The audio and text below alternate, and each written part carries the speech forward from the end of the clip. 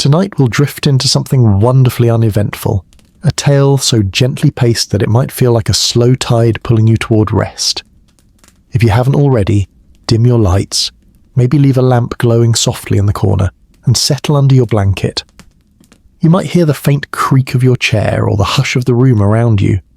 Let those little sounds remind you that you're safe, warm, and here. And as you get comfortable, I'm curious.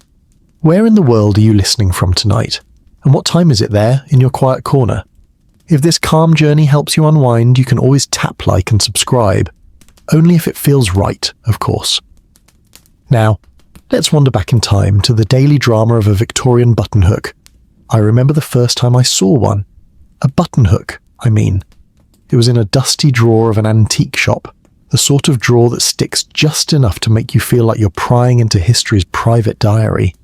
The hook itself was small, no bigger than the length of my palm, with a slender handle made of bone, or perhaps ivory, though it seemed far too humble to have come from anything grander than the everyday bustle of Victorian life. You might imagine it was an unassuming little thing, and you'd be right. And yet, in its day, this tool was as essential to dressing as a spoon was to breakfast porridge. Picture it. The year is 1885, a morning in a modest but tidy London townhouse. The air outside is just damp enough to curl the edges of newspapers, and the distant clip-clop of carriage horses drifts in through the half-open window. The lady of the house sits in her dressing room, a small coal fire snapping quietly in the grate, and beside her, a maid, hands deft, eyes lowered, loops that little hook through the impossibly small buttonholes of the lady's boots. Those boots, snug around the ankle and calf, wouldn't yield to fingers alone. Without the buttonhook, you might as well try threading a needle with a knitting yarn. The process wasn't rushed. Oh no. This was a world where the slowness of getting dressed was part of the performance. The tug of leather softening with each pull, the faint squeak as the buttons slipped into place, the warm exhale of coal smoke curling in the air. It was a symphony of ordinary sounds, the background music of a society that thought nothing of spending a half hour just on footwear. And here's the thing. Buttonhooks weren't just for boots, no. They had other little adventures. They fastened gloves, cinched dresses, even coaxed shut the tiny closures on winter coats. Imagine walking down Oxford Street in January, your breath fogging in the cold, fingers numb and clumsy, your buttonhook waiting in your pocket like a loyal friend, ready to save you from fumbling. I sometimes wonder, did people back then have a favourite buttonhook? One they'd keep for years, perhaps engraved with initials, or one with a handle carved into a tiny fox or a rose. It's the sort of quiet attachment that never makes it into history books, yet it's so human, like the way we might cling to a chipped mug because it feels right in the hand, even if we own half a dozen newer ones. Speaking of mugs, the Victorian morning wasn't complete without a cup of something warm. Tea most often, though coffee was on the rise, especially in the bustling commercial districts. A buttonhook might lie on the table beside your teacup, if you were the sort who took off gloves before sipping. I can almost smell it. The earthy tang of Assam tea, steam mingling with the faint scent of leather polish from your boots drying by the hearth. Now, the drama, such as it was, in a buttonhook's day, came from the risk of losing one. They were small, easily misplaced in a deep coat pocket or left behind on a hall table. And because they were so necessary, the moment you realised yours was missing could spark a mild but genuine panic. You might even have to borrow one from a neighbour, which in Victorian London was perhaps the closest thing to asking someone for a phone charger today. In shops, buttonhooks dangled from little racks by the till ready for impulse purchase. Some were made of sturdy steel and plain wood, the working tools of maids and shopkeepers. Others gleamed with silver plating meant to be admired when laid on a dressing table. And then there were the novelty ones, shaped like umbrellas or miniature walking sticks, the sort of thing you might give as a gift when you couldn't think of anything else. On certain afternoons, if you stood near the bootmakers' shops along Regent Street, you could hear the faint metallic click as the shop girls demonstrated them for customers. A button sliding into place, another click, another, the rhythm as steady as rain on a slate roof. And there's something almost meditative about that, isn't there? The repetition, the tiny precision, the knowledge that in this small moment, nothing urgent can interrupt you.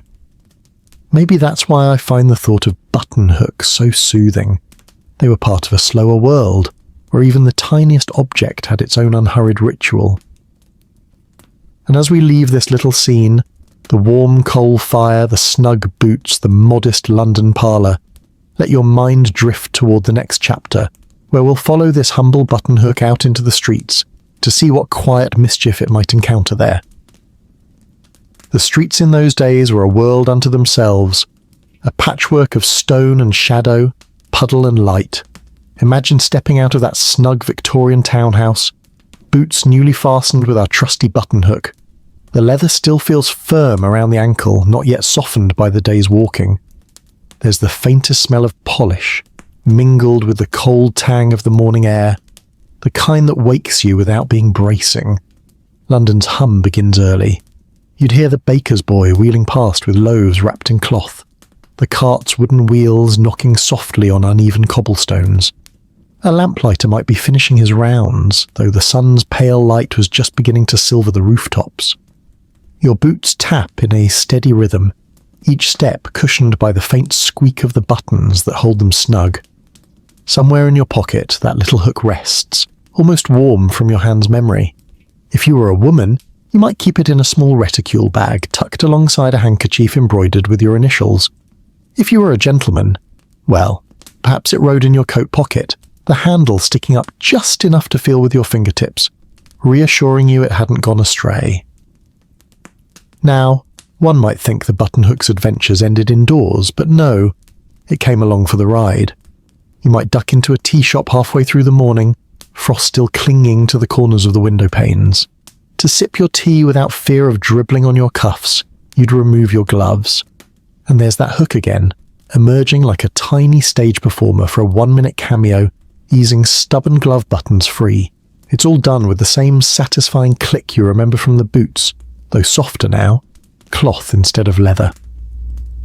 The tea shop itself is a comfort in miniature. The scent of bergamot in the air, the quiet hiss from the samovar in the corner, and a tray of scones that look as though they've been dusted with the first snow of the season. You might spread one with jam, plum perhaps, dark and sticky, and marvel quietly at how such small routines stitch a life together. The buttonhook, resting beside your saucer, seems to nod in agreement. By midday the streets grow busier. The clatter of carriage wheels blends with the sharper sound of iron-shod hooves. Street vendors call out their wares, roasted chestnuts, penny ices in summer, paper cones of winkles fresh from the coast. And yes, even here, the buttonhook has a role. Perhaps you stop at a haberdasher's stall to admire a pair of gloves in dove-grey kid leather. They're beautiful, but the buttons are so tiny you can barely see the holes. The shopkeeper hands you one to try, and of course you reach for your hook. Quick as a wink, it fastens the glove in a fraction of the time, earning a nod of respect from the vendor. It's funny, isn't it? How a little piece of metal and handle could smooth the awkward edges of a day. In a time before zippers and elastic, the buttonhook was efficiency wrapped in elegance. And though no one would stop in the street to marvel at yours, you'd feel its quiet usefulness every time you reached for it. There's a certain poetry in imagining how many such hooks were in pockets and bags all over the city at once. How many tiny clicks echoed, almost unnoticed, in drawing rooms, in shop fitting rooms, in the cramped back corridors of theatres where chorus girls fasten their boots before rushing on stage. Toward evening, you might find yourself in one such theatre. Not for a grand opera, but perhaps a light comedy. You check your coat at the entrance, and in that small exchange the cloakroom girl spots the hook in your pocket. She smiles. Hers is almost identical, though the handle is chipped from years of use. "Best thing ever made," she says, and you nod, because in this moment is not about fashion or ornament, but about the shared understanding of a small object that makes life easier. By the time you step outside again, the lamps are lit, their golden circles pooling on the damp street. The air carries the faint scent of roasted chestnuts and chimney smoke.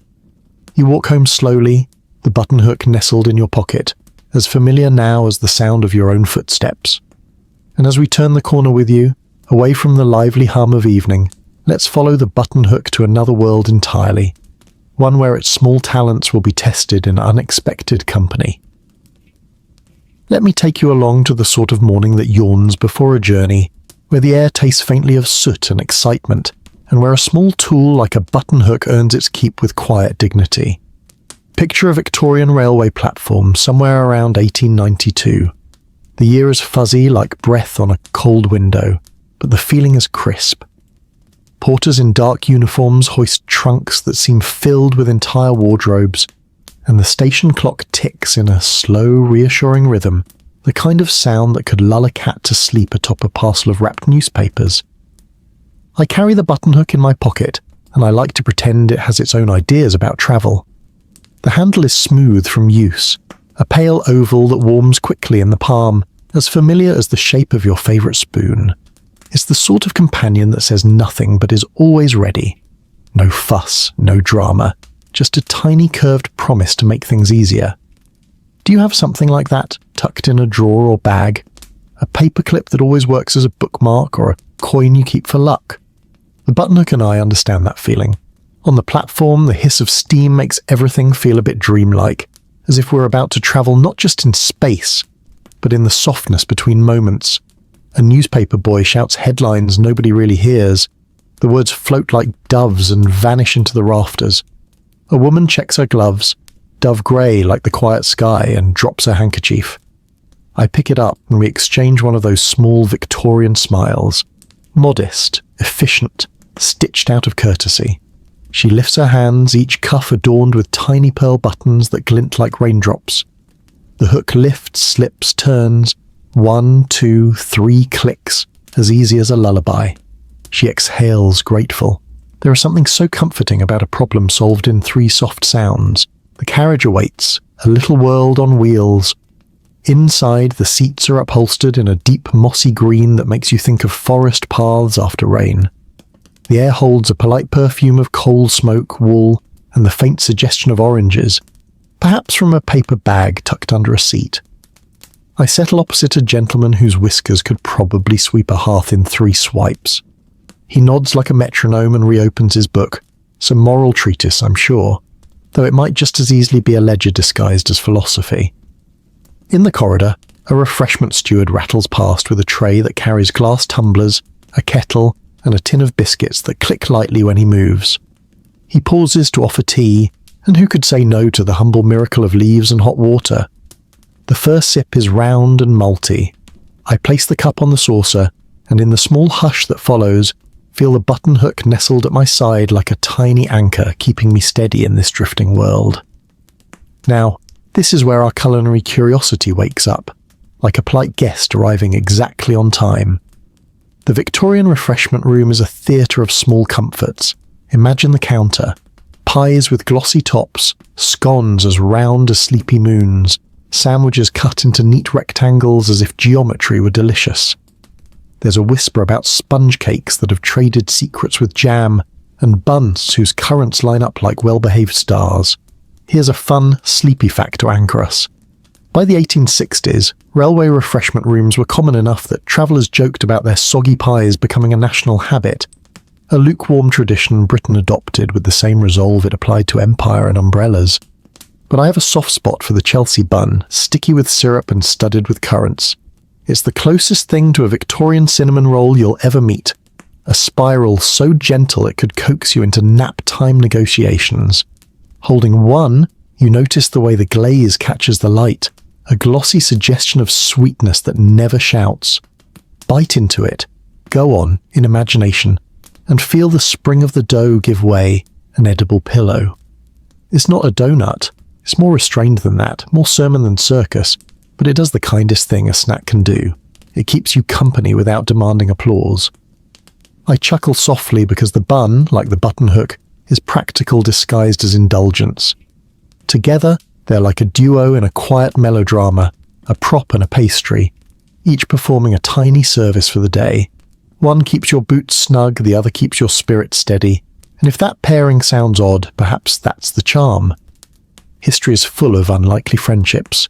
Quills and ink, sails and wind, socks and an ordinary Tuesday. Why not a button hook and a sticky bun? Back in the carriage, the train begins to move. The first lurch feels like the world remembering something important, then deciding to do it gently. Outside the window, fields drift by in slow strokes of green and brown, hedges drawing patient lines across the land. The click-clack underfoot becomes a rhythm you can lean into. Some people count sheep. I count track joints one by one until the tally blurs into a soft hum at the back of my mind.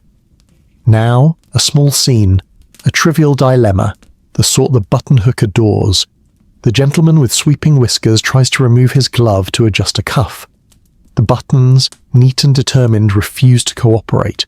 He tugs, frowns, and tugs again.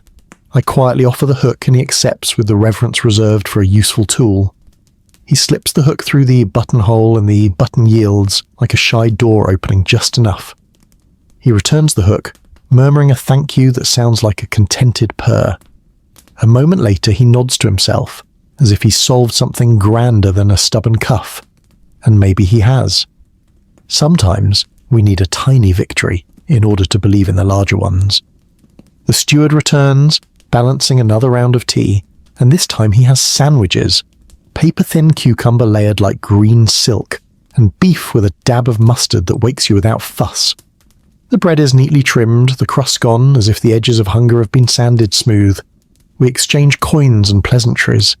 The steward tells me that in 1874, a certain station master insisted that sandwiches be cut precisely to match the height of the tumblers, a kind of edible calibration. It sounds like a tall tale, but it's the sort of detail I adore. Precise, absurd, and somehow perfect. Between sips, I lean my head against the padded wall and listen to the train talk to itself. The squeak of couplings, the sigh of brakes, the gentle patter of wind slipping past. Isn't there a kind of lullaby woven into travel? The farther we go, the more the mind unpacks itself, like a valise that wants to air out a few thoughts.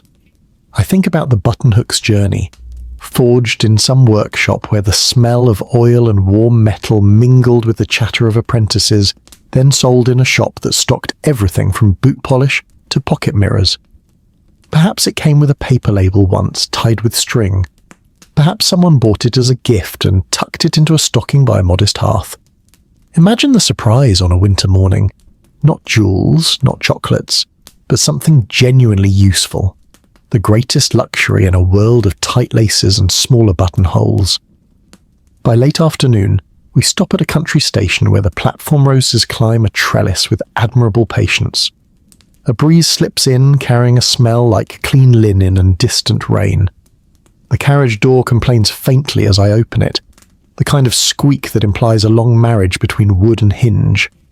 I step down to stretch my legs, and the world feels bigger and kinder than it did in the city. A woman in a straw hat sells gingerbread men from a tin box, and they look like edible punctuation marks, commas for the appetite. I buy one out of curiosity and discover that ginger, when wrapped in molasses and flour, can taste like a small bonfire you can hold in your hand. If the Chelsea bun is a pillow, the gingerbread man is a pocket furnace, the closest thing to a Victorian hot pocket you will ever nibble. Earnest, slightly chewy, with a warmth that sneaks into your bones. A bell rings. I climb back aboard and the door closes with a polite thump. The whiskered gentleman has dozed off, his spectacles perched at a brave angle. The buttonhook rests in my palm and I slide it back into my pocket, where it settles like a pebble remembering the riverbed it came from. The sun decides to visit the window, laying down a stripe of honeyed light that makes the upholstery look almost edible. Could fabric be a cake? Not today, though the pattern repeats like a baker's tidy rouse. We roll on, and with each mile the world loosens its collar. Factories recede into fields, fields melt into copses, the sky eases from pewter to pale blue. I think about how many journeys a buttonhook might witness in its lifetime, each one a string of small kindnesses and smaller frustrations, a child who can't quite fasten their shoe, a performer backstage with one glove refusing to cooperate, a traveller grateful for a quick fix before a photograph. No one writes headlines about such moments, but they're the quiet tiles that make up the mosaic of a day. You might wonder, does an object remember? I like to believe it absorbs a little of the calm we practice around it. Perhaps that's foolish. But I hold the hook and feel my breathing slow to the tempo of the rails. and the thought is gentle enough to keep. As the light begins to fold itself into evening, the steward makes one last pass with a tray of shortbread. I accept a piece that snaps cleanly, then melts as if embarrassed by its own crispness. It tastes like butter's best dream. Somewhere between one bite and the next, a church spire slips past the window, a dark stitch on the horizon. I wonder who will be there tonight. Warming hands near candles, buttoning coats against a cooling breeze, perhaps reaching without thinking for a small curved friend that never asks for thanks. And as the train glides toward the next station, lamps waking along the line like a necklace of patient stars, let the rhythms settle into your bones. Imagine the carriage growing quieter, the world growing softer, the day buttoning itself closed with a final gentle click. Now, let your mind wander from this rolling room to a different doorway entirely, a shop where leather and polish and tidy rows of tools wait in the hush of evening, and where our modest buttonhook will find its next small adventure, one careful loop at a time. The shop is narrow, tucked between a tobacconist and a stationer, its windows fogged just enough to turn the street into a watercolour. Outside, the air carries that faint metallic chill of a late Victorian evening, somewhere between the scent of chimney smoke and the tang of damp cobblestones. You step in, and the bell above the door gives a shy little jingle, the kind that sounds like it was tuned for politeness rather than alarm. Inside, the light is honey thick, pooling on shelves that hold neat pyramids of shoe polish tins, boxes of laces, and rows upon rows of boots that stand as proudly as tin soldiers. Each pair faces forward, their leather catching the lamplight like the sheen of calm water. The air smells faintly of saddle soap and beeswax, a smell so comforting you might wish you could bottle it and keep it by your bedside. Behind the counter, the shopkeeper, a man with hair that has given up on colour entirely and settled into a dignified grey, greets you with a nod. He wears a waistcoat so well pressed it could have been starched by the ties themselves. On the counter there's a small display case, and inside it, button hooks of every persuasion. Some have handles of plain, polished wood, others mother of pearl that gleams with a gentle rainbow under the lamp. One is carved into the shape of a swan, its neck curving into the hook itself. Another bears an inlaid brass monogram, the letters intertwined as if they'd been whispering to each other for decades. I lean closer, feeling the warmth from the shop stove at my back, and the shopkeeper notices my interest. "Ah," he says in that slow, gravelly tone that seems made for stories. "You'll be wanting one that lasts." His hand moves unhurriedly, lifting a hook from the case as though it were a fine piece of porcelain. He places it in my palm. The weight is perfect, not heavy enough to tire the hand, not so light it feels like it might float away. He tells me it's Sheffield steel, made in 1879, and that was a good year for steel, he insists, the way some might speak of a good year for wine. Sheffield, after all, had been forging metal into cutlery and tools since long before this hook's time, each piece a small testament to the patience of craft. There's a pleasure in imagining the life of such a hook before it landed in my hand. Perhaps it began as a sketch on a workbench, graphite smudged where the curve of the hook was redrawn. Perhaps it spent its first years in a milliner's shop, fastening the kid leather gloves of ladies who paused between errands to admire themselves in the mirror. Or perhaps it travelled with a gentleman, tucked into the same pocket as his watch, both tools for measuring different sorts of time. In the corner of the shop, a boy, maybe 12, sits on a low stool polishing a row of ankle boots. He works methodically, applying polish with a circular motion, then buffing with a cloth until the leather reflects his own concentration back at him. There's something meditative in his rhythm. It reminds me of how a button hook works. Each loop and twist is small, but together they add up to something orderly, something satisfying. I ask about the swan-handled hook, and the shopkeeper chuckles. "That one," he says, "belonged to an actress once, the kind who played tragic heroines and fainted convincingly.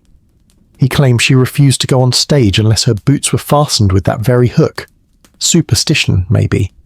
Or maybe she just liked the way it felt in her hand, the same way you might have a favourite pen that makes the words flow more easily. The evening wears on, and outside the shop window the lamplighter passes, touching each gas lamp with a flame that blooms like a tiny sun. Shadows lengthen, the world slows. Inside, I choose a hook. Not the swan, tempting though it is, but one with a simple ebony handle that fits my hand as though it had been waiting. The shopkeeper wraps it in brown paper and ties it with twine. The knot is small and deliberate, like everything else in this place. "May it serve you well," he says, and I believe him. Back on the street, the air feels cooler now, the kind of cool that asks for a brisk walk home. The package rests in my pocket, and I can feel the shape of the hook through the paper, reassuring and certain. There's a bakery 2 doors down, and through its open door comes the scent of something that stops me mid-step. Warm bread. I wander in just to look, or so I tell myself. The baker, a cheerful woman with forearms like proofing dough, offers me a sample of a new creation she calls a tea loaf. It's dense with raisins, touched with cinnamon, and when sliced thick and buttered, it's the closest thing to edible comfort I've ever met. The crust is firm but not unfriendly, and the inside is soft enough to make you forgive the weather, the soot, and the occasional inconvenience of small buttons. It strikes me then how the hook and the loaf have something in common. Both are modest, both quietly improve your day, and both reward you if you take your time. No rush, just a loop through a buttonhole or a slice across a warm loaf, each with its own little sigh of satisfaction. With the tea loaf wrapped in paper under one arm and the button hook in my pocket, I head for home. The street lamps blur slightly in the evening mist, and every shop window glows like a lantern. Somewhere in the distance, a carriage wheel splashes through a puddle, and the sound folds neatly into the rhythm of my steps. As I turn the last corner, the thought comes, tomorrow I'll try the new hook on my boots, but tonight I'll slice that loaf, pour a cup of tea, and let the day fasten itself shut, one quiet click at a time. And as we step inside, leaving the street behind, let's follow the button hook further, perhaps into the back rooms of a grand hotel, where boots and gloves are just part of the nightly ballet. The hotel sits like a great brick ship anchored at the edge of the city, its tall windows glowing against the velvet night. Above the doors, gilded letters announce its name with the confidence of a place that has welcomed princes, playwrights, and at least one visiting circus troupe, though it never brags about the last. The doorman stands sentinel in a dark green coat, brass buttons glinting under the gaslights. He tips his hat as I enter, and the hush of the lobby folds around me like a well-fitted glove. Inside, the air is warm and smells faintly of beeswax polish, cigar smoke, and something sweet drifting from the dining room. Perhaps custard, the kind that wobbles with dignity. The marble floor carries the faint scuff of countless boots, each one shined to varying degrees of perfection.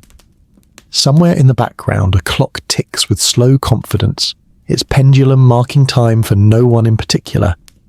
I pass the desk clerk, who was occupied with a ledger so large it could double as a side table, and make my way toward the service corridor, a narrow, unassuming hallway that leads to the beating heart of the hotel, its staff quarters and workrooms. The hum here is different. It's a backstage rhythm, a chorus of footsteps, hushed voices, and the occasional metallic clink. In a small room off the corridor, the boot boy sits at his bench. He can't be more than 14, his hair falling stubbornly into his eyes despite repeated pushes back. Around him, boots of every size and polish rest on wooden racks, some so small they look made for dolls, others tall and regal, meant for hunting parties or grand entrances. His fingers move with the speed of someone who has repeated these motions 1,000 times, unlacing, brushing, polishing, buffing, and there, next to his cloths and tins, lies a small army of button hooks. Some are plain steel, the kind that could survive a century without complaint. Others are more decorative, handles wrapped in leather or carved from bone. I hand him my new hook, the one I bought at the shop, and he turns it over in his hands with the appraisal of a craftsman. Sheffield steel, he notes as though tasting the words. Good weight. He slips it into the top buttonhole of a gentleman's boot, twists, and the button slides home with a satisfying click. You can tell the good ones, he adds, by how quiet they are. No scrape, just smooth. The boot boy gestures toward a tray of unpolished boots waiting for attention. Among them, a pair of ladies' ankle boots with buttons so small they could pass for black beads. He holds up the hook, gives me a half smile and says, "This is where patience earns its supper." One by one, he works the buttons closed, the motion so fluid they could be mistaken for idle fidgeting. While he works, a maid passes by carrying a tray covered with a cloth. The aroma follows her, warm, spiced, almost like gingerbread but softer, rounder. Curiosity wins, and I follow her to the servants' dining room, where the evening meal is being laid out. The cook, a woman with arms that could wrestle a barrel into submission, is slicing something called a seed cake. Seed cake is one of those Victorian staples that sounds suspiciously like bird food, yet somehow manages to charm you with its simplicity. The seeds, caraway mostly, bring a faint aniseed whisper to the buttery crumb which holds together just enough before melting on the tongue. With a slice in hand, I return to the boot room, where the boot boy eyes it with the kind of respect reserved for both fine tools and fine baking. He takes a bite and nods. "Best with tea," he says, as though passing down an ancient truth. And I think yes, just like a buttonhook is best with patience. In the hotel above, guests prepare for the evening, fastening boots, buttoning gloves, straightening jackets.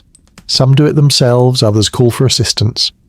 In one suite, a lady's maid kneels before her mistress, hook in hand, fastening the high, curved row of buttons on a pair of ivory kid boots meant for dancing.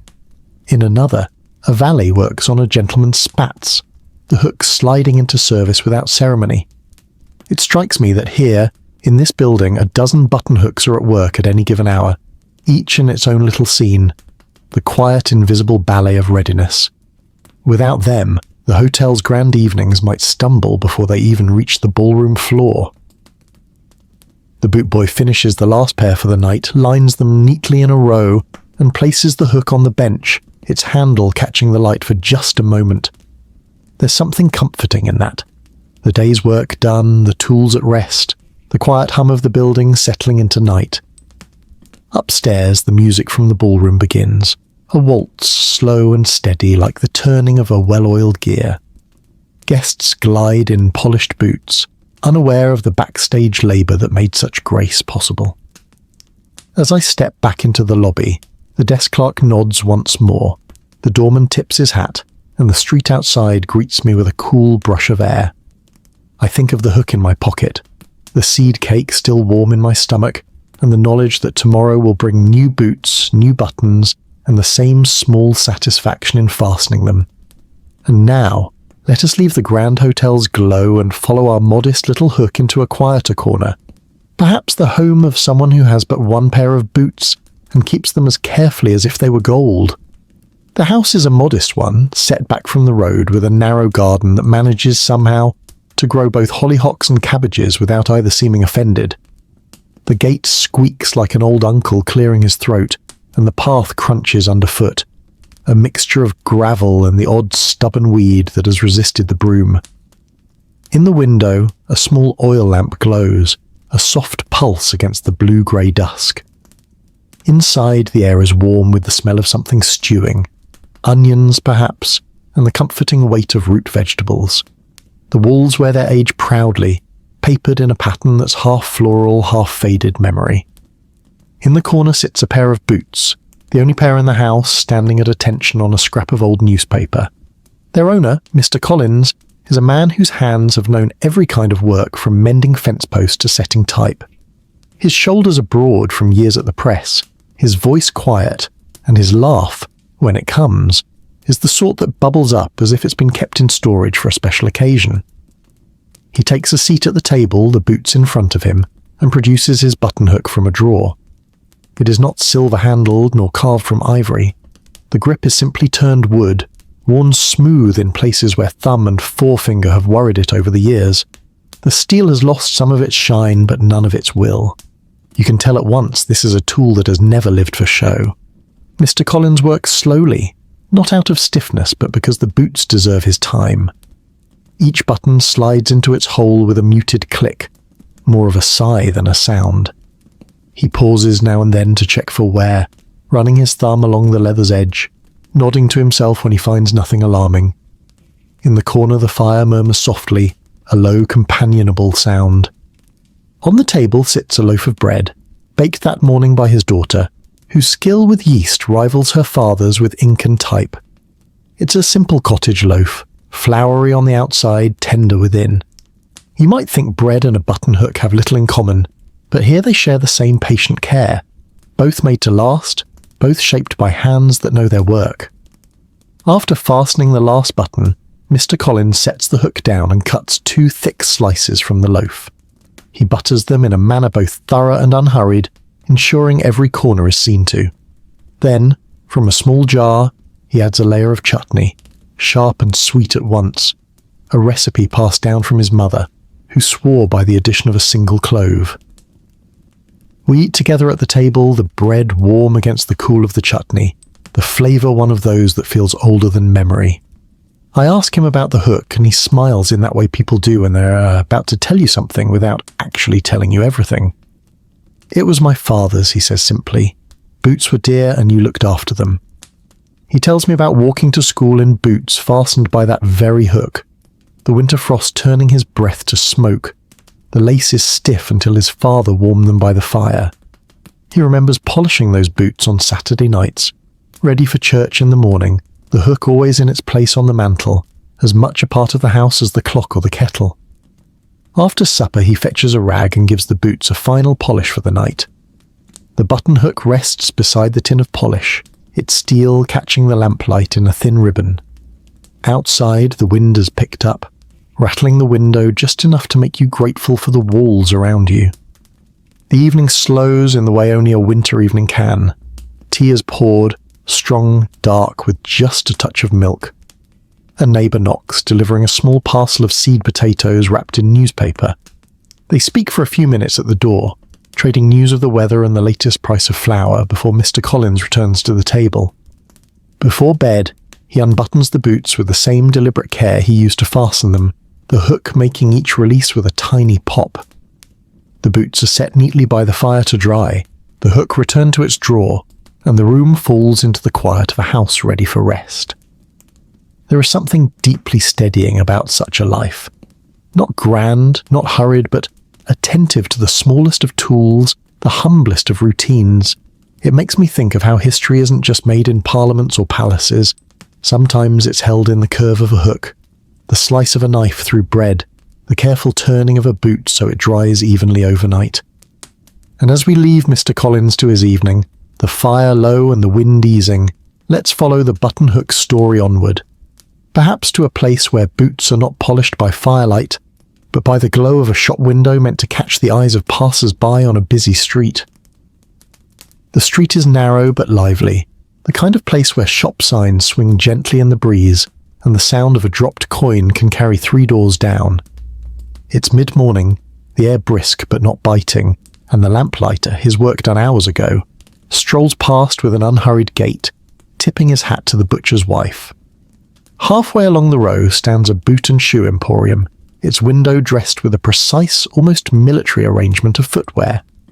Tall riding boots flank the display like sentries, while neat rows of ankle boots, slippers and buttoned gaiters fill the centre. If you look closely, you'll see that each buttoned item is fully fastened, and if you watch long enough, you might spot the reason why. Inside, the shop smells of polished leather and faintly of lavender, the latter courtesy of small cloth sachets tucked between displays to deter moths. Behind the counter, a young assistant works at a small stool, a button hook in hand, fastening the row of buttons on a pair of new ladies' boots. His hands move with the grace of practice. Slip, hook, pull, release. Each movement produces the tiniest click, like a raindrop on a tin roof far away. The button hook he uses is plain steel, its handle wrapped in leather for better grip. A working tool, not a showpiece. But its surface bears the shine of constant handling, and the curve of the hook is as smooth as a well-worn path.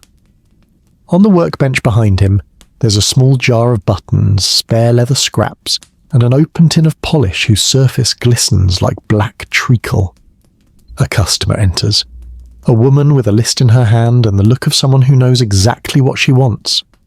She's after a pair of black ankle boots, and the assistant retrieves them from the shelf with a flourish. Before she even tries them on, he's already poised with the hook, ready to show how easily they fasten. The demonstration is almost a performance. The hook loops the button, twists, and click, the boot is snug. She nods approvingly, and you can almost see the sail in her eyes. There's a certain quiet theatre to it all, the kind that happens in good shops without ever being announced. Outside, passers-by glance at the display, some slowing just enough to take in the neatness of the buttoned boots in the window. They don't know that behind the scenes, the assistant has spent an hour ensuring every button is properly fastened, every row straight, every surface gleaming under the gaslight. While the woman makes her purchase, the shop owner, a tall man in a frock coat, emerges from the back room carrying a tray of tea. He offers a cup to the assistant, who takes it with both hands, the steam curling upward into the shop's cool air. There's a plate of biscuits as well, short, buttery ones that crumble almost before you've bitten them. We share one, and it strikes me how much a biscuit has in common with the buttonhook in this setting. Both are small pleasures that smooth the day, both work best when they arrive without fuss. The shop owner tells me that some customers come in just to have their boots refastened, especially those who've lost their own hooks. A good fastening, he says, is the difference between a day that feels settled and a day that rubs you wrong from the start. It's true, you can almost measure the calm in the room by the evenness of those rows of buttons. There's satisfaction in the neat finality of each fastening, the way it signals readiness without a word. By early afternoon, the window display is refreshed. The assistant places the newly purchased boots in their box, ties it with string, and hands it over with a smile. The shop door swings open, the bell chimes, and the customer disappears into the street. The assistant returns to his stool, picking up another pair from the shelf. Outside, clouds are gathering, and the first hints of rain dot the glass. Inside, the buttonhook works on, each click steady against the soft patter from above. The day will end much as it began, with boots lined up in tidy ranks, hooks resting on the bench, and the shop's lamplight spilling into the street like warm honey. And as the rain begins to thicken, let's follow one particular customer, box of boots in hand, homeward, to see how a new buttonhook might fit into the small rituals of her evening. She walks with the steady pace of someone used to carrying packages through drizzle, the kind of rain that doesn't drench so much as it settles on your coat in a polite but persistent way. The box of boots swings lightly from her hand, tied with neat brown string, the knot pulled so firm it might take a pocket knife to undo. She keeps the paper dry beneath a folded umbrella, though the handle peeks out now and then, tapping her hip in rhythm with her steps. Her street is quiet, a row of modest terraces with front doors painted in shades of dignity, navy, maroon, forest green. The gas lamps along the way cast small halos on the slick pavement, each puddle holding its own wobbly piece of the world upside down. At number 17 she pauses, fishing out a small brass key. The lock turns with a sound that's half squeak, half sigh, and the door swings open into the smell of warmth. It's not just the fire, though that's burning in the grate, but the scent of a room that's been lived in all day, drying laundry near the hearth, tea brewed not long ago, a faint sweetness that might be from currant buns tucked away under a cloth. She sets the boots on the table, shakes the rain from her umbrella, and hangs her coat by the door.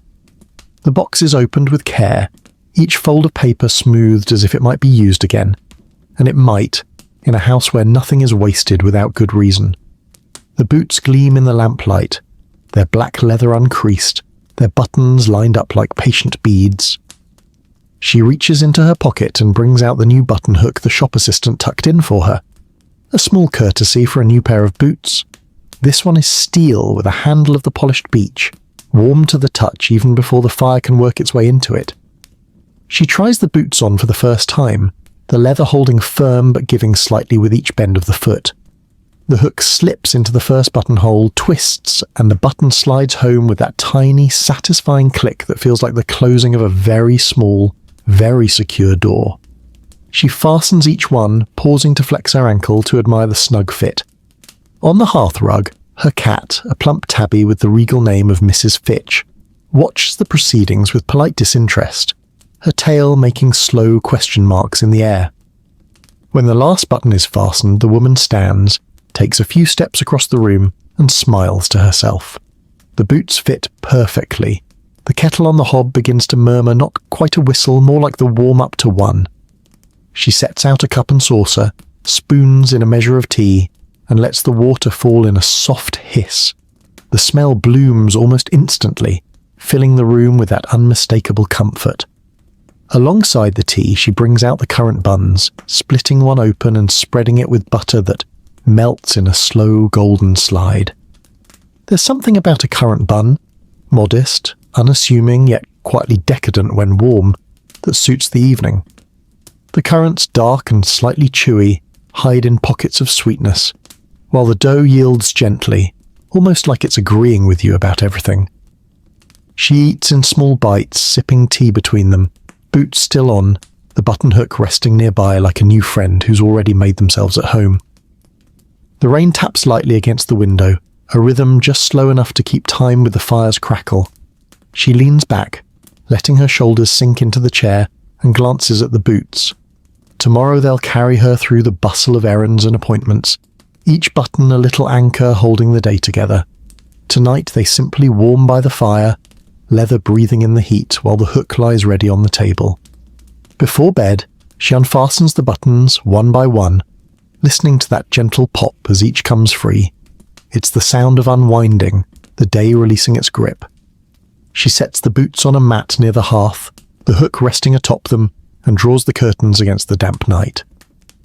The house falls into a calm that feels older than the walls themselves. The kettle cools, the fire burns low, and Mrs. Fitch curls into a perfect spiral on the rug. And as the lamplight softens into shadow, let's leave her in her quiet home and take the buttonhook further still, to a place where buttons and boots are part of a uniform, and where the day begins before the rest of the city has even rubbed its eyes. The barracks wake before the sun, not with fanfare, but with the low stirrings of men and women rising from narrow cots, the creak of bed springs, and the scrape of boots pulled from beneath them. Outside, the air is still a dark slate blue, the lamps along the drill yard casting long shadows that stretch and shift with each movement. Somewhere, a bugle will sound soon, but for now, it's the quiet hour, the one where hands work quickly and conversations are murmured. In a corner of the barracks room, Sergeant Holloway sits on a small stool, bent over a pair of gleaming black boots. They're tall, rising nearly to the knee, with two tidy rows of buttons running up the sides. On the bench beside him rests his buttonhook, steel, with a thick horn handle that bears the faint grooves of long use. The handle has been worn smooth where his thumb rests, a kind of permanent handshake between man and tool. He works with brisk precision, the hook looping each button, twisting, then releasing with a muted pop. The boots aren't just for show, they're part of the uniform, part of the image that holds the regiment together like stitching in a flag. One loose button and the whole effect frays. In the bunk opposite, Private Watts struggles with her own boots. The buttons are stiff from yesterday's rain, the leather still slightly swollen. She mutters under her breath, not quite swearing but close. Holloway glances up, reads the situation, and wordlessly passes her his hook. She catches it, nods, and sets to work. It's remarkable how a simple tool can erase 10 minutes of fumbling in 10 seconds flat. The smell of polish mingles with the faint metallic tang of the morning air that drifts in through an open window. Somewhere down the hall, the quartermaster's kettle hisses to life, promising tea in a few minutes. But for now, the barracks are a choreography of small preparations. Belts buckled, collars fastened, boots shined and buttoned. A tin plate appears on the table near the door, piled with thick slices of bread spread with dripping. Yesterday's roast turned into a morning's fuel. It's not glamorous fare, but it's hot and filling. The bread has a dense chew to it, the dripping carrying the faintest ghost of rosemary and pepper. One bite and you feel warmer from the inside out. Holloway takes a slice between fastenings, chewing methodically while the hook works on the next boot.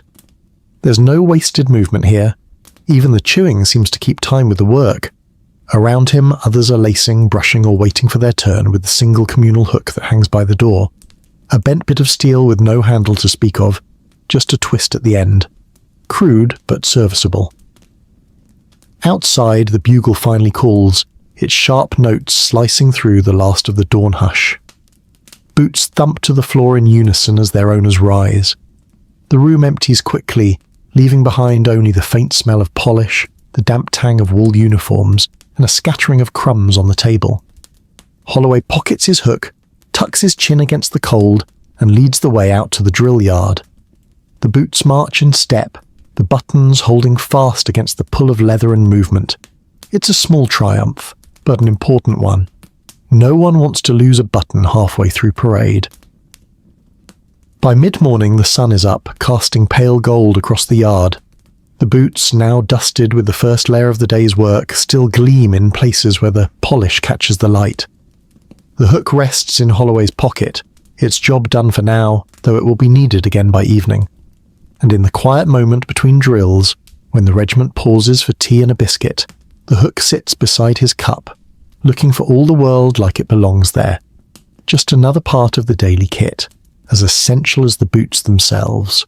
When the day ends and the barracks fill once more with the sounds of unbuttoning and unbuckling, the hook will make its final rounds before resting on the bench. Until then, it waits, patient and certain. Now, let's follow it from the order and discipline of the barracks to a place where boots and buttons are anything but uniform. A bustling costume shop where every fastening is a small piece of theatre. The costume shop is tucked down an alley so narrow you have to turn sideways if you meet someone coming the other way. Above its door hangs a faded sign shaped like a mask, half comedy, half tragedy. And if you pause to listen, you'll hear the faint hum of a sewing machine, the clink of pins in a glass jar, and the rustle of fabrics in motion. Inside, the air is warm, a little dusty, and saturated with the perfume of cloth, velvet with its faint animal musk, cotton smelling faintly of the field, silk that still whispers of the cocoons it came from. The work tables are scattered with ribbons, feathers, and buttons in every conceivable size and shade. And among the scissors and thimbles, the button hooks, several of them, each a little different, lie ready. In the corner, Mrs. Davenant, the shop's head costumer, sits in a whirl of skirts, fastening the buttons on a doublet meant for a Shakespearean prince. Her hook has a handle of mother of pearl, chipped in places but still luminous, the steel curve worn to a soft sheen.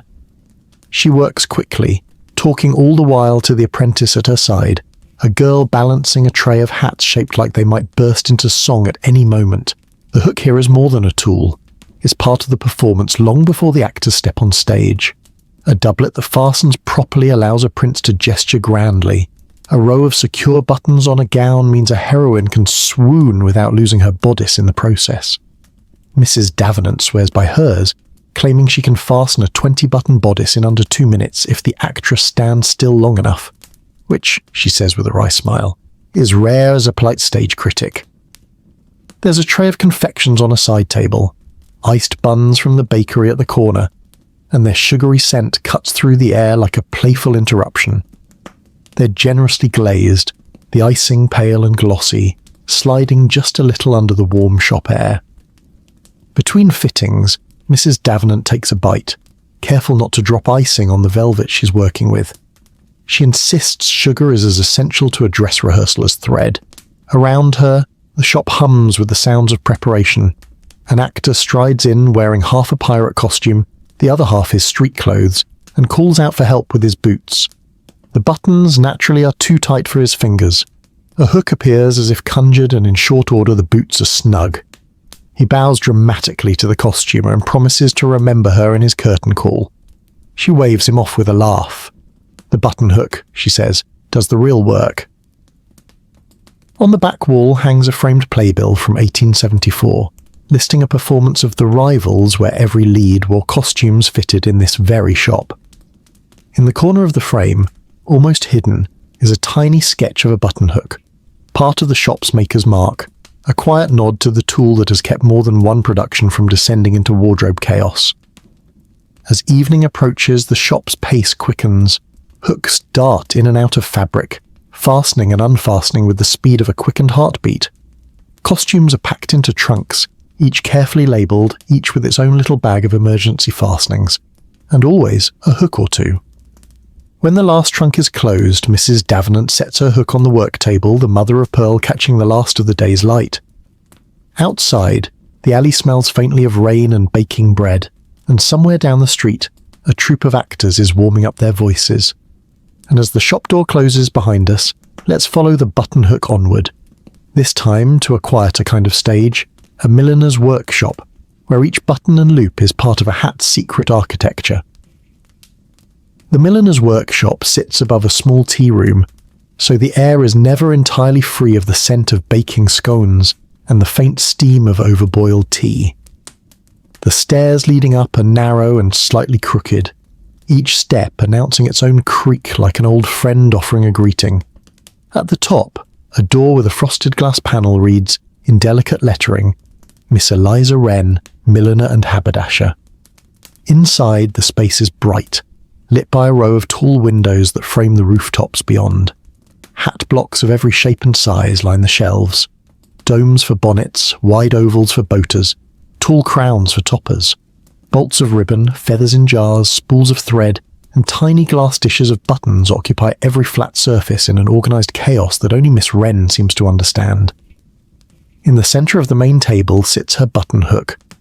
Unlike the utilitarian steel ones in a boot shop, this one is slim and elegant with a handle of polished cherry wood. The steel hook itself is fine enough to work with the delicate loops that hold hat trimmings in place. Little fastenings hidden beneath bows, rosettes or veils, meant never to be seen but essential to the hat structure. Miss Wren herself is a study in quick, deft motion. She talks without pausing in her work, her hands as sure with a needle as they are with the hook. Today she's finishing a black straw bonnet with a narrow band of jet buttons marching along one side. They catch the light like drops of ink, each fastened with a loop so tiny it seems to shrink away from clumsy fingers. She explains that, in fine millinery, button hooks are used less for boots and more for adjustments, changing a ribbon on a whim, swapping a cluster of silk flowers for ostrich plumes if a client arrives in a sudden change of mood. The hook slips easily under loops too tight for fingers, drawing them open without pulling the thread awry. It's the difference, she says, between a hat that lasts a season and one that lasts a decade. There's a small plate on the windowsill, and on it, 2 custard tarts cool under a folded cloth. She offers one, and it's warm enough that the custard still trembles when bitten, the pastry crisp and buttery, the kind that shatters softly against the teeth. She claims baking keeps her fingers nimble, though I suspect it also keeps her neighbours dropping by at convenient times. A client arrives mid-morning, a lady wrapped in a coat the colour of strong tea, and is presented with the black straw bonnet. She beams, but asks if the band might be swapped for something lighter, perhaps a soft dove-grey ribbon to suit a spring promenade. Miss Wren nods, reaches for the hook, and in less than a minute the jet buttons are unfastened, the black band drawn free, and a new ribbon measured and pinned in place. The transformation is so swift it feels almost like sleight of hand. As the client departs, ribbon trailing in a hat box, Miss Wren sets the hook on a velvet pincushion and leans back in her chair. It's the little tools, she says, that make the big impressions. Her gaze falls to the custard tart on the sill and she adds, and the little comforts. The workshop grows quiet as the day leans toward afternoon. Outside, the tea room below fills with the clink of teacups and the low murmur of conversation.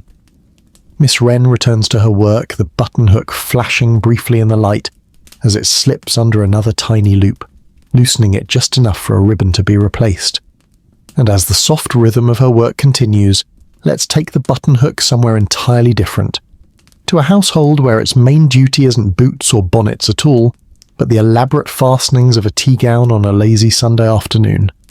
Sunday at Mrs. Penworthy's house begins at the unhurried pace of a kettle deciding whether or not to boil. The curtains are only half drawn, letting in a filtered light that seems to carry its own dust motes like a slow parade. Downstairs there's the faintest aroma of toasted bread and raspberry jam, but the real business of the morning is happening upstairs, where Mrs. Penworthy's tea gown waits draped over a screen. The gown is a masterpiece of leisure. Soft folds of pale green silk, a sash tied at the waist, and a row of buttons so tiny and so numerous they could make a dressmaker weep. It is not a garment for haste. This is a dress for being seen at home with the right people at the right hour with the right arrangement of flowers in the sitting room. It's also a dress that requires a button hook and the patience of a saint. On the dressing table, amid hairpins, scent bottles, and a small dish of sugared almonds, lies Mrs. Penworthy's hook. The handle is ivory, carved with a spiralling vine pattern, its polish so deep you can almost see your reflection in it. The steel hook is slender, perfect for the delicate loops on her gown. Her maid Clara stands ready, the gown in one hand, the hook in the other.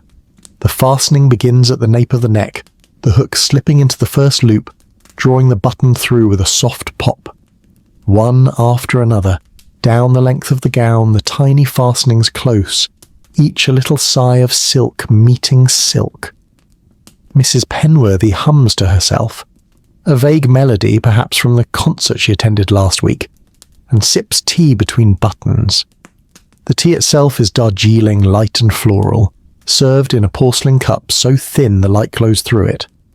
Alongside sits a plate with 2 thin slices of Madeira cake, their crumb dense but soft, the flavour sweet in a way that doesn't shout. Madeira cake, Mrs. Penworthy insists, is the perfect accompaniment to the slow process of dressing, firm enough to be eaten with one hand, gracious enough not to shed crumbs down the bodice. Every so often, Clara pauses to check the alignment of the buttons, smoothing the silk so it lies perfectly flat. The hook gleams in the morning light, catching a tiny glint from the mirror as it works its way down the gown. By the time the last button is fastened, the transformation is complete. Mrs. Penworthy moves to the full-length mirror, tilting her head to assess the fall of the fabric, the neatness of the buttons, the pleasing symmetry of it all. The hook is returned to its place on the dressing table, where it rests beside the sugared almonds, looking as though it belongs in such refined company. Downstairs, the drawing room is ready. Flowers arranged, fire set just high enough for warmth without flicker, and the tea tray laid out for the first caller of the day. The tea gown flows easily as Mrs. Penworthy walks, its buttons holding every fold in the right place, its very presence suggesting that life here is as smooth and orderly as the silk itself. She settles into her favourite chair, a small sigh of satisfaction escaping as she lifts her teacup. Clara disappears to tend to other tasks, the button hook resting quietly upstairs, its work done for the moment. Outside, the Sunday quiet holds, the occasional church bell, the clip of a passing carriage, a burst of distant laughter from children in their best clothes. Inside, the tea gown and the button hook are already part of the day's story, invisible to visitors, but essential to the calm that settles over the room. And as the first knock at the door sounds, let's follow the button hook beyond this gentle domestic scene to somewhere busier, a railway refreshment room where travellers and their fastenings meet over hurried cups of tea and the odd pie that has seen better days. The railway refreshment room is a place that exists halfway between journeys, a liminal space where tea is poured quickly and boots are often still damp from the walk to the station. It's mid-afternoon, and the air inside smells faintly of steam, coal smoke, and the unmistakable tang of overboiled cabbage that has somehow wandered in from the kitchen. The walls are painted a pale green meant to be calming, though the constant bustle makes it feel more like a hive than a drawing room. Behind the counter, the staff move with a speed that keeps pace with the timetable. Cups are filled, pies sliced, sandwiches arranged in their neat stacks. And there, on a small hook beside the cash till, hangs a plain steel button hook. The sort that looks like it has no story, though that's never the case. A woman in a travelling coat steps up to the counter, her gloved fingers struggling with the top button. She's already ordered her tea and a wedge of pork pie, but the button won't yield. Without a word, the counter clerk takes the hook, loops it through, twists and frees the button in one fluid motion. The woman thanks her, and within moments she's carrying her tray to a table by the window, unbuttoning the rest of her gloves with a small sigh of relief. The tables here are scrubbed so often the wood has grown pale, with faint rings where cups have left their memory. At one, a pair of railway clerks share a currant bun, splitting it with a pocket knife as though they were dividing treasure. The bun is dense and sticky, with a glossy top that leaves a faint sheen on the fingertips. It's the sort of treat that travels well, hearty enough to see you through the rest of the afternoon. At another table, a soldier on leave sits with his boots stretched out under the chair. The leather is stiff from long wear, and when he decides to unfasten them for comfort, he borrows the counter's hook. It works without complaint, sliding through the loops as if it's done nothing else for years. He hands it back with a nod, his shoulders easing as the boots loosen. There's a rhythm to the room that matches the coming and going of trains. The door swings open, a burst of platform air sweeps in, and a few minutes later it closes again, the bell above it jangling faintly. The staff refill cups, clear plates, and occasionally fasten or unfasten a stubborn button for someone on their way to or from somewhere else. The pork pie, when it arrives, is exactly as it should be. Firm crust, peppery filling, the kind of food that doesn't mind being eaten in a hurry. Paired with the tea, hot, dark, and just strong enough to make you feel steadier. It's a small meal that does the job. By late afternoon, the light through the high windows has gone the colour of weak treacle, and the smell of coal smoke from the platform mingles with the lingering scent of meat pies. The counter's buttonhook is returned to its place by the till, waiting for the next gloved traveller, the next tight boot. Some passengers leave quickly, gulping their tea before the whistle blows. Others linger, staring at the clock as though willing it to move slower. But all of them, in one way or another, are touched by the small kindness of the place. A warm cup, a quick fastening, a moment to breathe before the next stretch of rails. And as the sound of another departing train fades, let's carry our buttonhook out of the station and into the care of someone who spends their life on the move. A travelling salesman, whose sample case holds more than just wares. The travelling salesman is easy to spot on any platform. The sturdy leather case by his side, the hat tilted just enough to suggest cheer without arrogance, and the quick glance at the station clock, a reflex honed by years of timetables. His name is Mr. Pomeroy, and his case contains the sort of small, useful items that people don't think to buy until they need them. Thimbles, shoe polish, collar studs, glove stretchers, and of course buttonhooks. On this chilly morning, he sits in the corner of a second-class carriage, his case open just enough to display his wares to a curious fellow passenger. The buttonhooks lie in a neat row, their handles ranging from plain wooden ones to fanciful shapes. A swan's neck, a fox's head, a curling vine. People think they're all the same, Pomeroy says, with the warm authority of someone who has given the matter far too much thought. But the handle makes all the difference. A good grip and a steady hand, that's the secret. The train lurches forward, and outside the fields slide past, glazed with morning frost. Inside, the carriage smells of damp wool and the faint tang of oranges from someone's paper-wrapped lunch. Pomeroy demonstrates one of his hooks on his own boots, fastening and unfastening a single button with a flourish, the click barely audible over the rumble of the rails. His lunch, when it appears from the depths of his coat pocket, is simple. A meat pasty, still warm from a station vendor, and a slice of seed cake wrapped in paper. The pastry's crust is golden, flaking at the edges, giving way to a filling of beef, potato, and a hint of pepper that's more comforting than exciting.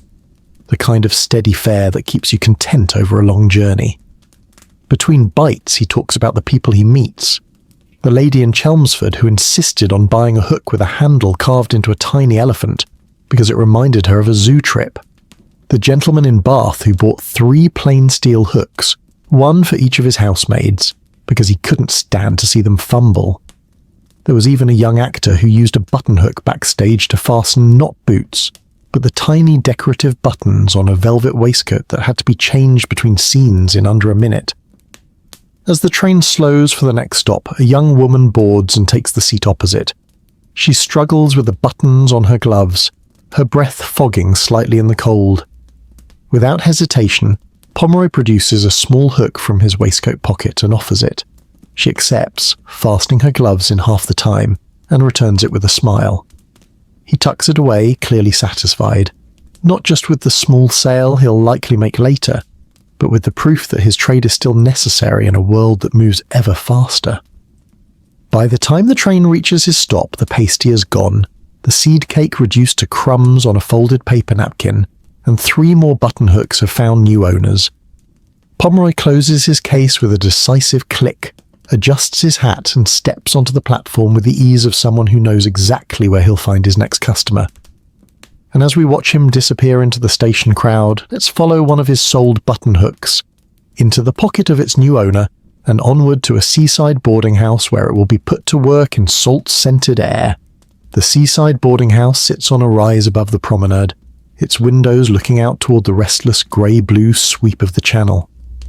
On breezy afternoons, the salt air slips in through any open sash, carrying with it the mingled scents of seaweed, wet sand, and frying fish from the stalls below. A brass bell on the front door rings with each guest's arrival, though the sound is often swallowed by the deeper hush of the waves. Mrs. Dalrymple runs the place with a brisk kindness. She's the sort of landlady who remembers everyone's preferred breakfast, but will also scold you for tracking sand up the stairs. The hall smells faintly of lavender polish from the banister and something buttery from the kitchen, a promise of scones cooling on the rack. The newest guest, Miss Clara Briggs, has come for a fortnight's rest.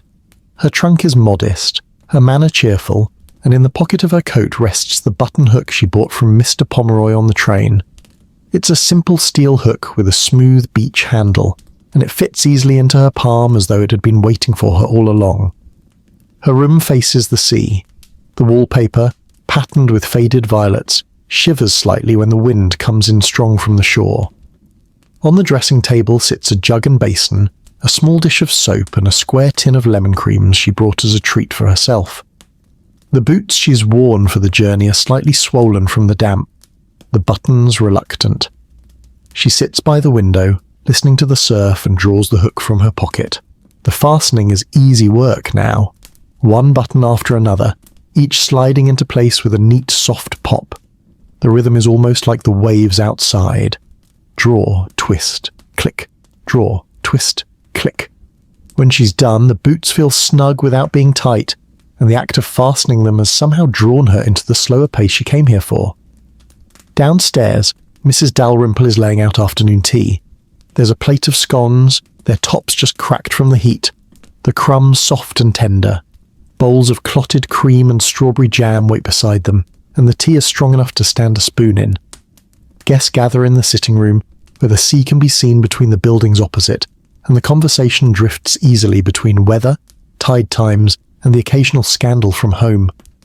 Clara takes a scone, splitting it with her knife, and spreads first the jam, then the cream, in the Devon manner, she insists. The bite is sweet, rich, and utterly unhurried. Her buttonhook rests on the arm of her chair, its work done for now, but its presence a reminder that small, deliberate actions have their own kind of comfort. The afternoon wanes into evening, and the sound of the tide grows louder as the promenade empties.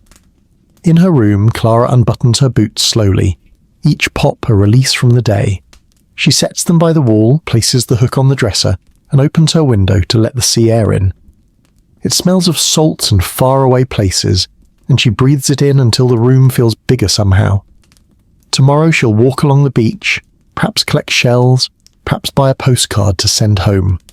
The boots will go with her, fastened neatly in the morning with the help of the hook, the day beginning with that quiet, certain rhythm.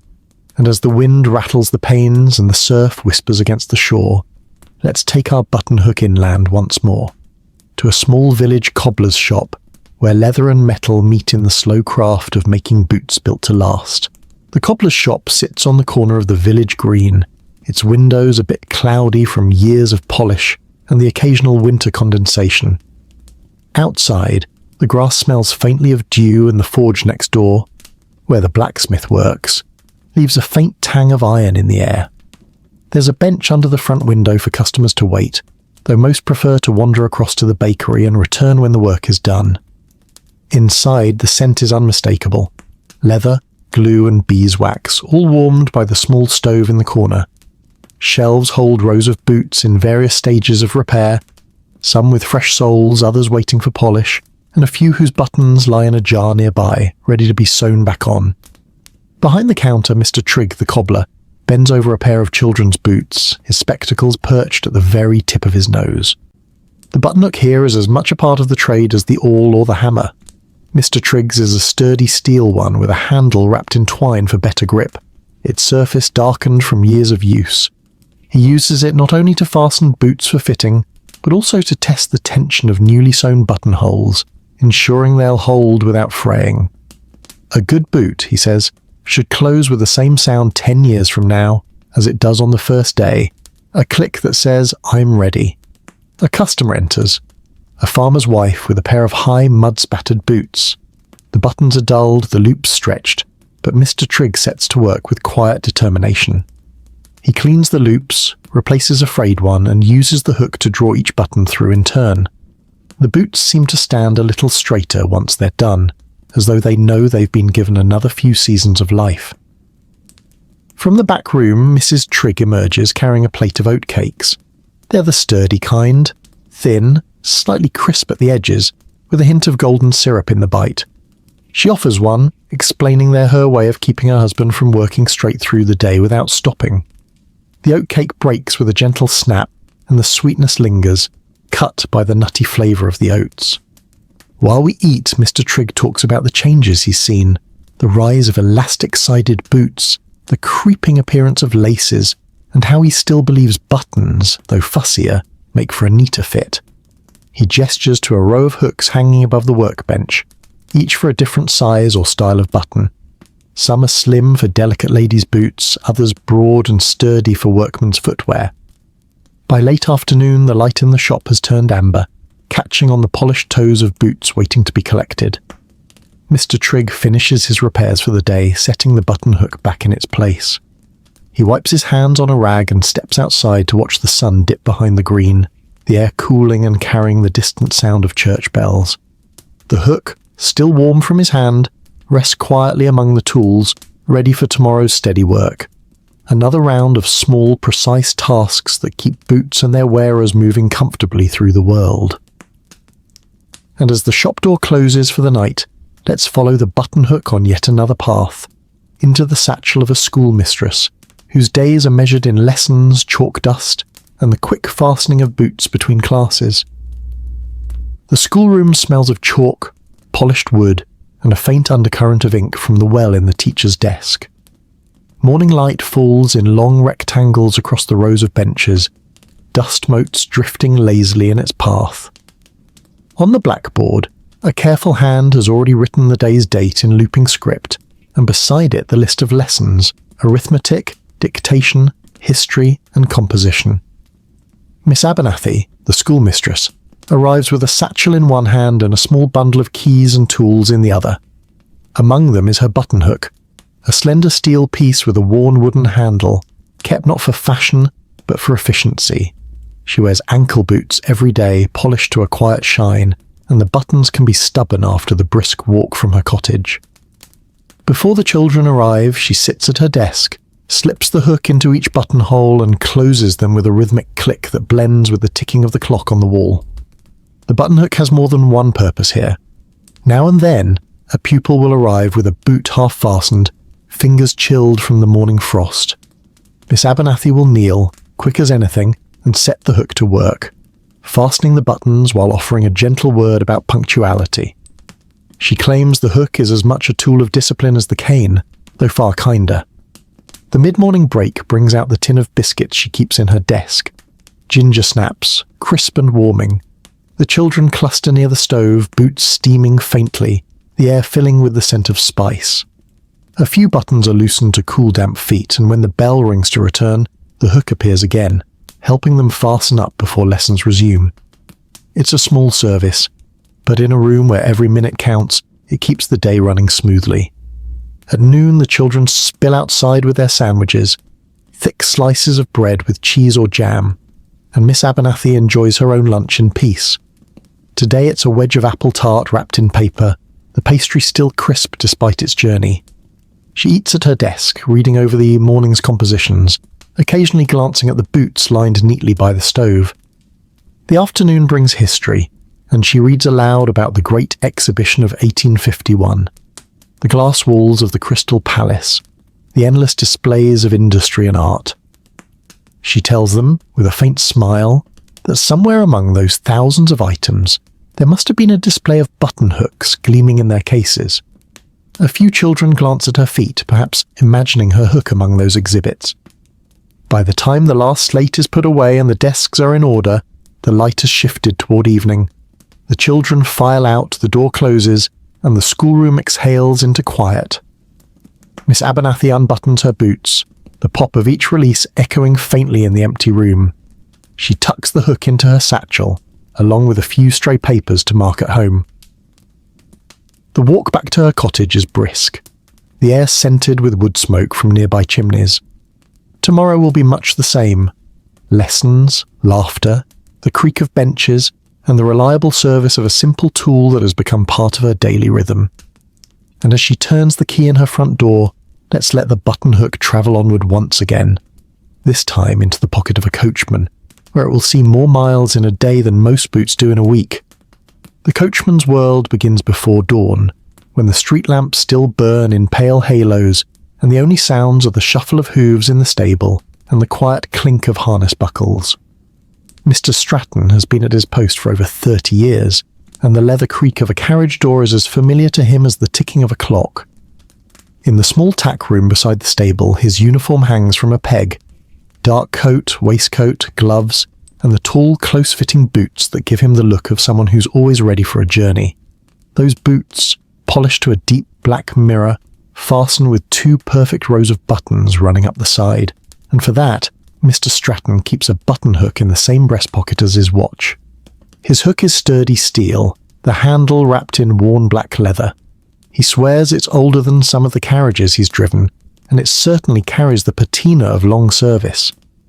As he sits on a bench in the stable yard, he loops the hook into each buttonhole, the soft pop of each fastening mingling with the occasional snort from the horses. He never rushes. A rushed fastening, he says, only leads to loose boots halfway through a route. Once dressed, he steps into the stable, the smell of hay and warm horseflesh, a welcome contrast to the cool air outside. The horses stamp lightly, tails flicking, and he pats each one on the flank before checking the traces. His breakfast is quick, a thick slice of bread with a smear of salted butter and a piece of cheddar sharp enough to wake the senses. The first passenger of the day is an elderly lady bound for the station. As he helps her into the carriage, he notices her glove button refusing to close. From his pocket, the hook appears, and with one deft motion the glove is secured. She thanks him, surprised, as though such attentions were rarer than they used to be. He only tips his hat. For him, the hook is simply part of the job, as natural as holding the reins. The morning route carries him through the city streets, past shopkeepers sweeping their thresholds, and chimney smoke curling from breakfast fires. The boots hold firm, their neat lines of buttons catching the occasional glint of sunlight between the shadows of tall buildings. At midday, he stops at a posting house for tea and a slice of fruitcake, dense with currants, the kind that leaves the fingers sticky if you're not careful. He enjoys it in the shade of the carriage, listening to the muffled conversations of other drivers swapping stories. By late afternoon, the boots have carried him up and down the hills outside the city, the hook resting quietly in his pocket until it's needed again. When the final fare of the day steps down at her address, a young governess with a hat slightly askew, he notices her boot strap caught in its buttonhole. A moment with the hook and it's righted, earning another quiet thanks. Back in the yard, the sun low and amber, he unfastens his boots with the same care he used that morning. Each button releases with a soft pop, the leather easing its grip after a day's work. The hook is wiped clean, slipped into its place, and the boots are set by the bench to dry overnight. It's a simple cycle, but one that's repeated with the steady grace of habit. Button, ride, unbutton, rest. And as the stable door closes for the night, let's carry our buttonhook farther afield, into the hands of a dressmaker whose work depends on the precision of every loop, twist, and click. The dressmaker's shop is tucked between a bookseller and a watch repairer, its windows draped with lengths of fabric in soft folds, each chosen to tempt the passerby into imagining themselves stitched into elegance. Inside, the air is a mingling of starch, lavender, and the faint tang of hot iron on damp cloth. The light falls through gauzy curtains, softened so that even the pins scattered on the work table seem less threatening. Madame Virelli, the dressmaker, moves like a woman who knows precisely where every tool is even with her eyes closed. Her button hook rests beside her shears and pincushion, an equal member of the council that keeps her work moving. This one has a handle of smooth bone, unadorned except for the patina of years. The steel hook itself gleams from regular polishing. On a dress form nearby hangs a nearly finished afternoon gown. Deep plum silk, the bodice fitted so snugly it might have been grown on the form itself. Down the back runs a waterfall of tiny covered buttons, each loop demanding the sort of precision no hurried hand could manage. The hook slides through each loop, drawing the button home with a quick, satisfying pop. It's a soft sound, but in the hush of the workroom it feels as distinct as a note in a song. The morning passes with fittings. A young bride-to-be stands on the dais while her mother looks on, fretting over the length of the hem. Madame Varelli uses the hook to fasten the bride's bodice, her hands moving deftly as she chats about the weather, the local fair, and the importance of standing still if you want the buttons to lie just so. The bride's breath catches slightly when the last button is in place. The dress transforms from an idea into a reality the moment it closes. Between clients, there's a pause for refreshment.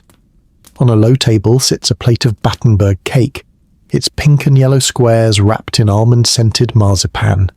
Madame Varelli cuts neat slices, the marzipan giving way under the knife with a faint squeak, and pours tea into delicate cups. The sweetness is balanced, the almond lingering just enough to feel indulgent without overpowering the tongue. In the afternoon, a theatrical costumer arrives with a gown that must be altered for the opening night of a new play. The bodice has 32 buttons down the front, each a tiny pearl, each loop stitched with thread so fine it's almost invisible. No fingers could manage this without the hook, the costumer admits, watching as Madame Varelli works down the row with steady rhythm. By the end, the gown fits its form like a whispered promise. As the day leans toward evening, the shop grows quiet. The last client leaves, the fabric bolts are straightened, and the tools return to their places. The button hook rests in its usual spot, the faint reflection of the lamplight tracing the curve of its steel. Outside, the watch repairer next door turns his sign to closed, and the bookseller sweeps his threshold. Madame Varelli takes one last look at the plum silk gown, the buttons perfectly aligned, each loop holding its charge with patient pride. She snuffs the lamp, the room settling into the soft scent of fabric and the silence of work well done.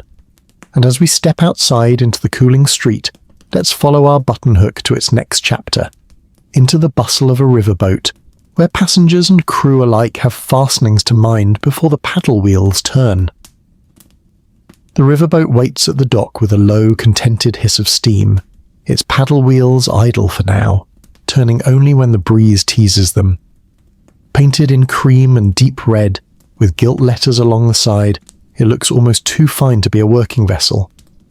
But the scent of coal smoke drifting from the funnel says otherwise, and the crew moving briskly about the decks are proof enough of its purpose.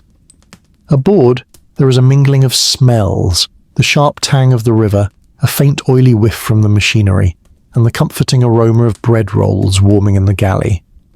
In the bustle of boarding, passengers adjust hats, fasten coats, and pull gloves snug against the cool wind coming off the water. Somewhere in the crowd, a button hook flashes briefly in the light, a small, almost secret glint. It belongs to Mr. Avery, the purser, whose duties range from checking tickets to seeing that passengers' small comforts are tended to. His hook is practical rather than ornamental, steel with a short wooden handle darkened from use. It lives in the inner pocket of his jacket, alongside a folded timetable and a pencil worn almost to the nub. As the gangplank is drawn in, a young man hurries aboard at the last moment, his coat flapping open. In his haste, he's left half the buttons undone, and his gloves are only fastened at the wrists. Mr. Avery, without breaking stride, produces the hook and has the gloves neatly secured before the man can even apologize. The young man laughs, grateful, and disappears into the crowd heading for the upper deck.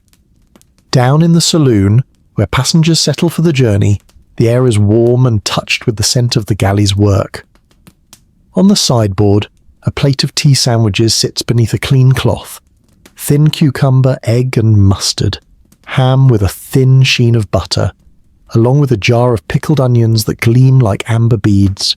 A steward passes with a tray of seed cake, the crumb close and moist, flecked with caraway. It's the kind of cake that seems plain at first, then wins you over with its quiet, steady flavour. On deck, the breeze sharpens as the riverboat pushes away from the quay. Passengers pull collars close, and here the hook earns its keep again, fastening the stubborn top button of a lady's cape, freeing a caught loop on a child's boot. Each click is nearly lost in the rhythmic churn of the paddle wheels, but the small relief it brings is written plainly on the faces it helps. The river slides past in broad, rippling swathes of pewter and green, catching flashes of sunlight between clouds. Along the banks, willows trail their fingers in the water, and the occasional heron stands motionless, as if counting the boats that pass. The sound of conversation mixes with the slap of water against the hull, the occasional creak of the deck, and somewhere, faint music from a fiddle played by a crewman off duty. As the afternoon wanes, the riverboat makes its final approach to the landing. The crew prepare the gangplank, ropes are coiled and the hook is slipped back into Mr. Avery's pocket. For a moment the deck stills, and there's only the sound of the water, then the bump of the boat against the quay, the bustle of disembarking, and the shuffle of boots on wood. By the time the last passenger has stepped ashore, the hook has fastened its final button for the day. It will rest now until the next journey, ready to appear without ceremony at the moment it's needed.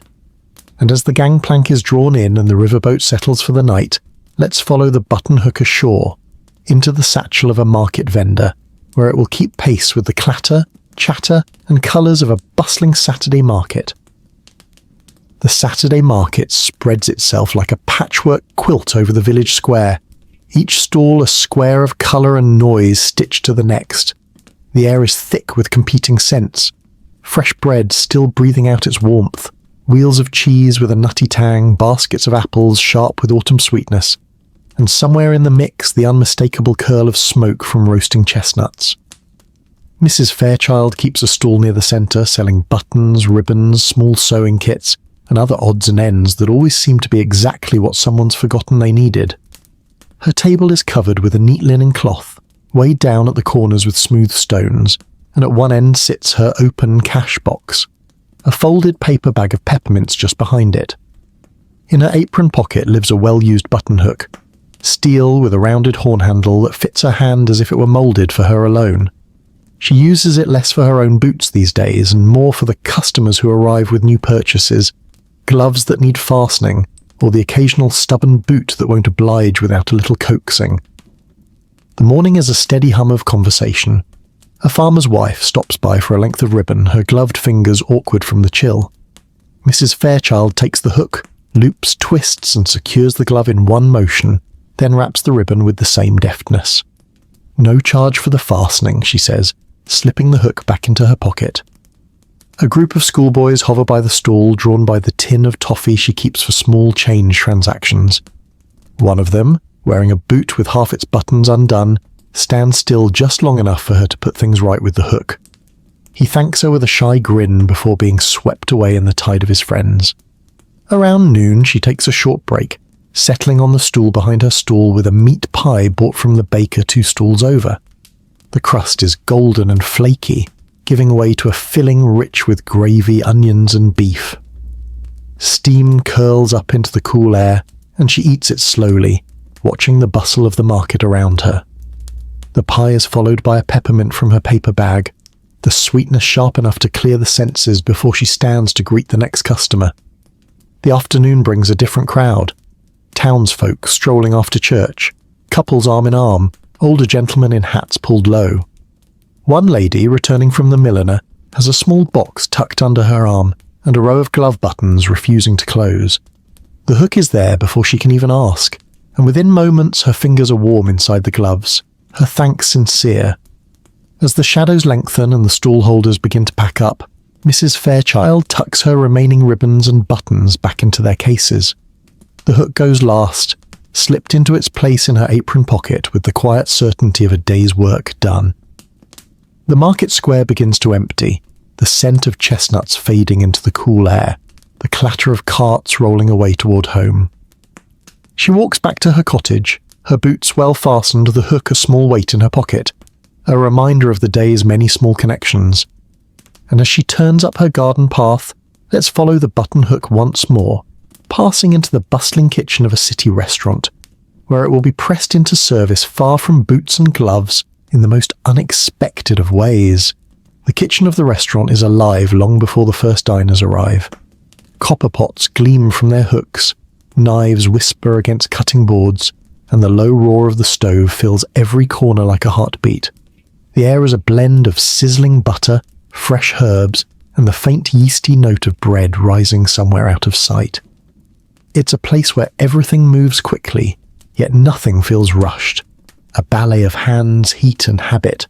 Among the clatter and steam, the buttonhook seems almost out of place at first glance. It belongs to Chef Lyle, a man whose moustache is as meticulously kept as his kitchen. His hook is simple steel, the handle wrapped in twine for grip, and it lives in the breast pocket of his apron, alongside a pencil and a small notebook full of scrawled menus. Its usual job here isn't boots at all. It's fastening the stiff, tiny buttons on the chef's whites. The jackets are thick, the loops tight from the repeated washing, and fingers alone rarely manage them in the morning rush. With the hook, each button is drawn into place in seconds, the jacket closing neatly so the rest of the day can proceed without fuss. But in a pinch, the hook has other uses.